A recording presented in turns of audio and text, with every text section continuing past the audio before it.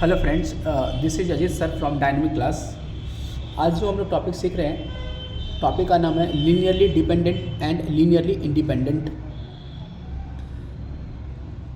इसका जो डेफिनेशन होता है लीनियरली डिपेंडेंट का, सबसे पहले जो फार्मूला हम लोग इसमें यूज करते हैं वो एक ही फार्मूला है, ये वाला formula λ1 x1 λ2 plus λ2 x2 plus λ3 x3 plus dot dot dot xn equals to 0।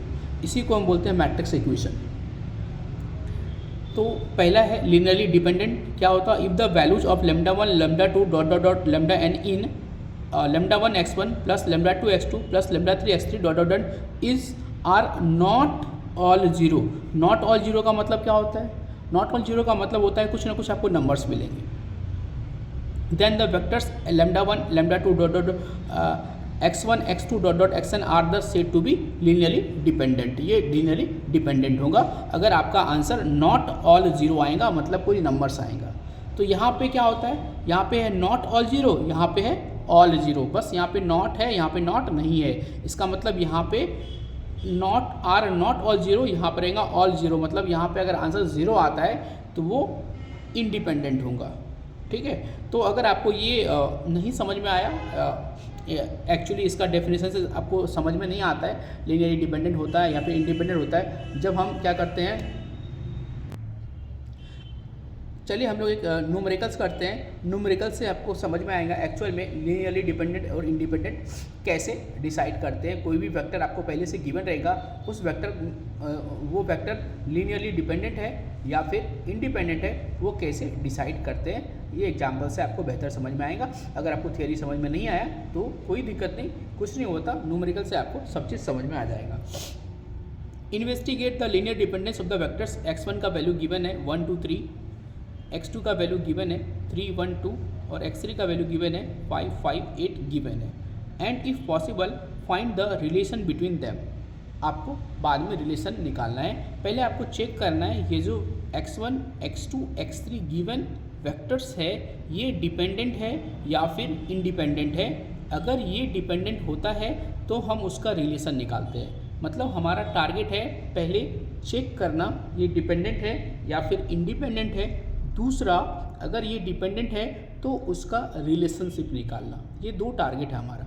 तो सबसे पहले हम लोग लीनियरली डिपेंडेंट या फिर इंडिपेंडेंट चेक करेंगे। चेक करने के लिए हमारा जो सबसे पहला फार्मूला लगता वो फार्मूला लगता consider the matrix equation.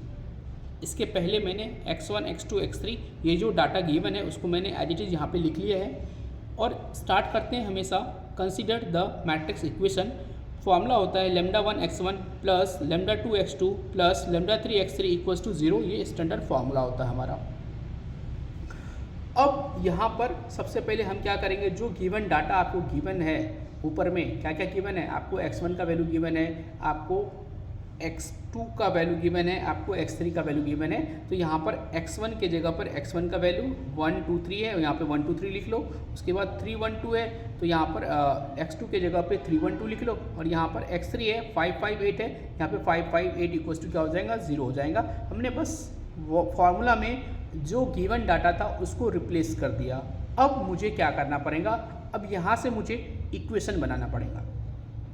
Equation बनाने के लिए हम क्या करेंगे, इसका जो पहला एलिमेंट है, इसका पहला एलिमेंट 1 है, 1 को मल्टीप्लाई करेंगे λ1 से तो λ1 आएगा। फिर यहाँ पे प्लस है तो यहाँ पे प्लस, फिर 3 को मल्टीप्लाई करेंगे λ2 से, यहाँ पे 3 λ2 हो जाएगा।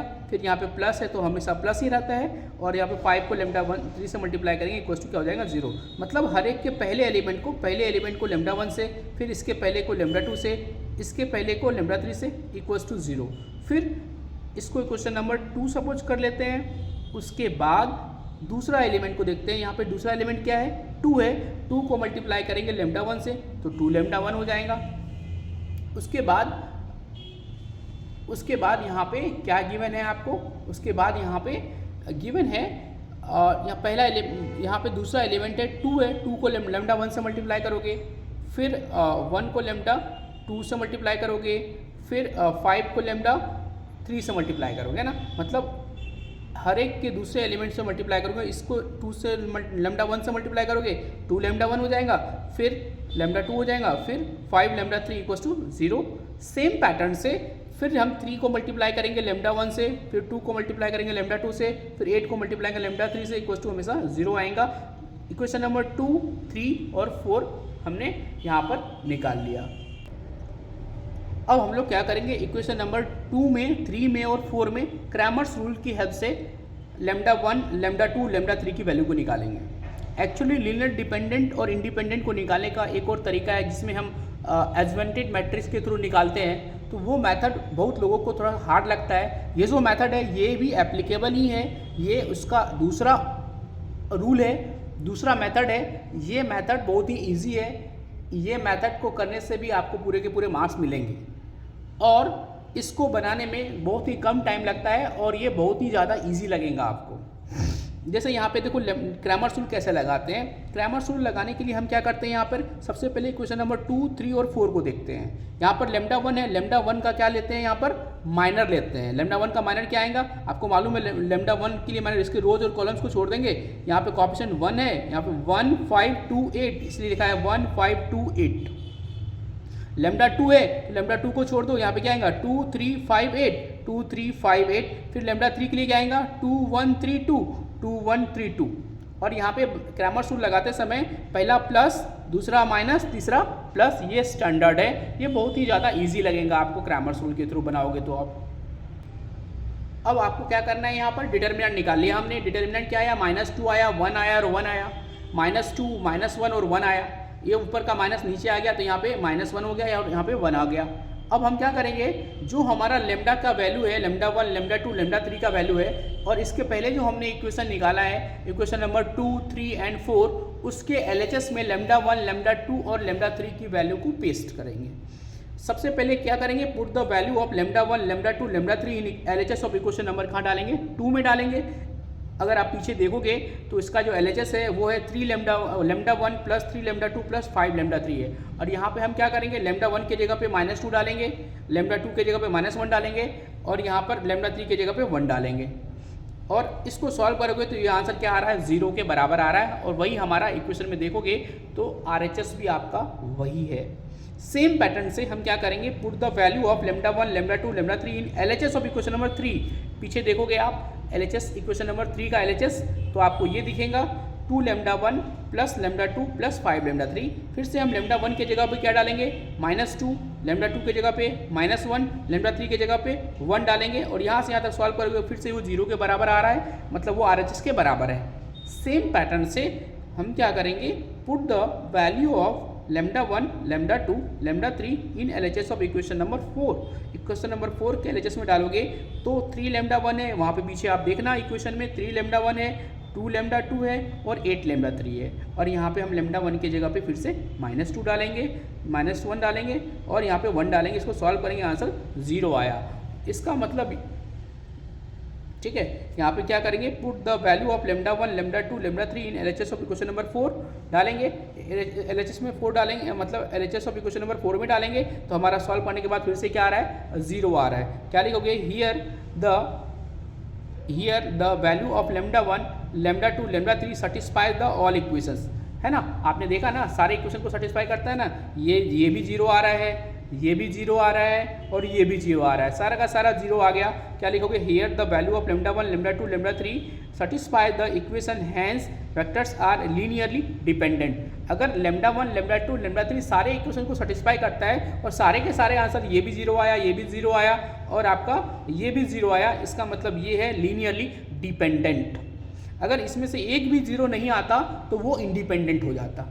यहाँ पे 0 आ रहा है, इसका मतलब लेमडा 1, लेमडा 2, लेमडा 3 आपके सारे इक्वेशन को सेटिस्फाई कर रहा है। इसका मतलब ये है, ये जो गिवन वेक्टर है वो क्या है, लीनियरली डिपेंडेंट है। अब डिपेंडेंट है तो इसके लिए हम क्या करते हैं, रिक्वायर्ड रिलेशनशिप निकालते हैं। रिक्वायर्ड रिलेशनशिप निकालने के लिए हम क्या करते हैं, put the value of lambda 1, lambda 2, lambda 3 in equation number 1 में डालते हैं, जो स्टार्टिंग में आपने लिखा था। और वहाँ पे देखो आप, यहाँ पे लेमडा 1 के जगह पे, लेमडा 1 के जगह पे -2 डाला, फिर यहाँ पे -1 डाला और यहाँ पे 1 डाला और यहाँ पे क्या बन जाएगा आपका, -2 -2x1 -x2 + x3 = 0 हो जाएगा। अगर मैं सबको माइनस से मल्टीप्लाई कर देता हूँ तो ये निगेटिव है तो ये पॉजिटिव हो जाएगा, ये निगेटिव है तो ये पॉजिटिव हो जाएगा, ये पॉजिटिव है तो ये नेगेटिव हो जाएगा। यही हमारा क्या हो जाएगा, है ना। क्या करेंगे हम यहाँ पे सारा वैल्यू डालेंगे, यहाँ पे lambda put the value of lambda 1 lambda 2 lambda 3 question number 1 डाला है सारा फिर से, ये वैल्यू आंसर आएगा। और ये भी माइनस है, ये भी माइनस है, ये क्या है प्लस है, सभी को हम क्या करेंगे माइनस से मल्टीप्लाई कर देंगे। तो ये निगेटिव है तो पॉजिटिव हो जाएगा, ये पॉजिटिव है तो निगेटिव हो जाएगा, ये पॉजिटिव है तो ये निगेटिव है तो ये पॉजिटिव हो जाएगा, ये पॉजिटिव है तो नेगेटिव हो जाएगा। तो कहने का मतलब ये है कि रिक्वायर्ड रिलेशनशिप निकालने के लिए कुछ ज़्यादा कुछ करना नहीं करता है, बस हम क्या करते हैं जो हमारा लेमडा 1 लेमडा 2 लेमडा 3 का आंसर आया था उसको इक्वेशन नंबर 1 में बस पेस्ट कर देते हैं। यहाँ पे देखो लेमडा 1 का वैल्यू डाला, यहाँ पे लेमडा 2 का वैल्यू डाला, यहाँ पे लेमडा 3 का वैल्यू डाला। अगर आप इक्वेशन नंबर 1 को देखोगे तो आपको समझ में आ जाएगा। फिर ये नेगेटिव है, ये नेगेटिव है, ये पॉजिटिव है, और हमने सभी को माइनस से मल्टीप्लाई कर दिया। तो ये नेगेटिव था तो ये पॉजिटिव हो गया, ये नेगेटिव था तो ये पॉजिटिव हो गया, ये पॉजिटिव था तो ये नेगेटिव हो गया। यही हमारा रिक्वायर्ड आंसर हो जाएगा। नेक्स्ट क्वेश्चन है so that the following vectors are linearly dependent and find the relation between them. आपको x1 दिया है, x2 दिया है, x3 दिया है। तो हमने सबसे पहले क्या किया, x1 x2 x3 का डाटा लिख लिया। उसके बाद स्टार्ट जो करेंगे हम फिर से कहाँ से करेंगे, कंसीडर द मैट्रिक्स इक्वेशन से करेंगे। Consider the matrix equation, formula क्या है, lambda 1 x1 lambda 2 x2 plus lambda 3 x3 equal to 0 है। इसको इक्वेशन नंबर 1 सपोज कर लेते हैं। आपने इसके पहले वाले भी न्यूमेरिकल में देखा, हर एक जगह जब हम स्टार्ट करते हैं तो हमारा जो फॉर्मूला लगता है वो कौन सा लगता है, lambda 1 x1 lambda 2 x2 lambda 3 x3 equal to 0, ये हमारा फॉर्मूला लगता है। ठीक है, तो हम सबसे पहले इसको ऐसे मतलब अरेंज कर लेंगे, मतलब x1 के जगह पे x1 का डाटा, x2 के जगह पे x2 का डाटा, x3 के जगह पे x3 का डाटा डाल देंगे। अब हम यहाँ से इक्वेशन जनरेट करेंगे। इक्वेशन जनरेट करने के लिए हम फिर से क्या करेंगे, जो पहला वैल्यू है लेमडा 1 से मल्टीप्लाई होगा, फिर प्लस 2 इंटू लेमडा 1, फिर यहाँ पे 1 into lambda 2 lambda 2, 3 into lambda 3 equal to 0 हो जाएगा। इसको इक्वेशन नंबर 2 सपोज कर लेते हैं। सेम पैटर्न से जो सेकंड वैल्यू है माइनस लेमडा 1 को मल्टीप्लाई करेंगे लेमडा 1 से तो माइनस लेमडा 1 हो जाएगा, 3 को मल्टीप्लाई करेंगे लेमडा 2 से तो 3 लेमडा 2 हो जाएगा, और माइनस 5 को लेमडा 3 से मल्टीप्लाई करेंगे माइनस 5 लेमडा 3 हो जाएगा इक्वल टू 0 हो जाएगा। फिर 3 को मल्टीप्लाई करेंगे लेमडा 1 से, फिर 4 को करेंगे लेमडा 2 से, फिर 2 को करेंगे लेमडा 3 से, तो ये फोर्थ इक्वेशन बनेगा। सेम पैटर्न से यहाँ पे 2 है, यहाँ पे भी 2 है, यहाँ पे भी 2 है, तो 2 lambda 1 plus 2 lambda 2 plus 2 lambda 3 equal to 0 हो जाएगा। इक्वेशन नंबर 2, 3, 4, 5 हम जनरेट कर लेंगे। इसके बाद मुझे इक्वेशन नंबर 2, 3, 4, 5 को सॉल्व करने के लिए फिर से यूजिंग करना पड़ेगा using Cramer's rule. Cramer's rule, अब हमारे पास जो डाटा है यहाँ पर, ये टोटल नंबर ऑफ इक्वेशन कितने हैं, 1, 2, 3, 4, मतलब 1, 2, 3, 4, टोटल 4 इक्वेशन हैं। लेकिन हमारे पास वेरिएबल अननोन क्वांटिटी कितने हैं, हमारे पास जो अननोन क्वांटिटी है वो 3 ही है। तो इस कंडीशन में हम क्या करते हैं, किसी एक को, है ना, किसी एक इक्वेशन को लीव कर देते हैं। जैसे हमने यहाँ पे इक्वेशन नंबर 2 को लीव कर दिया, हम क्रैमर्स रूल किस में लगाएंगे, 3 में लगाएंगे, 4 में लगाएंगे और 5 में लगाएंगे। इक्वेशन नंबर 3 में लगाएंगे, 4 में लगाएंगे और 5 में लगाएंगे। अगर 3 में लगाना है तो 3 के लिए लेमडा 1 का माइनर क्या आएगा, इसके रोज और कॉलम्स को छोड़ देंगे, 4, 2, 2, 2 हो जाएगा, इसलिए हमने यहाँ पे लिखा है 4, 2, 2, 2 लिखा है। फिर पहला प्लस होता है, दूसरा माइनस होता है। ये किसके लिए लिख रहे हैं, लेमडा 2 के लिए लिख रहे हैं। अगर आपको लेमडा 2 के लिए लिखना है तो लेमडा 2 का यहाँ पे लेमडा 2 और लेमडा 2 को लीव कर दो। तो लेमडा 2 और लेमडा 2 को लीव कर दोगे तो आप यहाँ पे क्या आएगा, 3, 2, 2, 2 आ जाएगा। और लेमडा 3 को अगर आप लेमडा 3 को के लिए लिखोगे क्या आएगा, 3, 4, 2, 2 आएगा, 3, 4, 2, 2 आएगा। तो अगर आपकी इच्छा है आप इक्वेशन नंबर 3 को भी लीव कर सकते हो, तो 2, 4, 5 में भी क्रैमर्स रूल लगाओगे, आंसर वैसा ही आएगा। अगर आपकी इच्छा है तो आप इक्वेशन नंबर 4 को लीव करके ऊपर के तीनों में भी क्रैमर्स रूल लगा सकते हो। तो कहने का मतलब ये है, जब कभी भी टोटल नंबर ऑफ इक्वेशन 4 रहे और आपके पास नंबर ऑफ वेरिएबल्स 3 रहे, तो आप उस कंडीशन में किसी भी एक इक्वेशन को लीव करके किसी भी तीन इक्वेशन में क्रैमर्स रूल लगा सकते हो। आंसर वैसे का वैसा ही आता है, कोई चेंजेज नहीं आता है।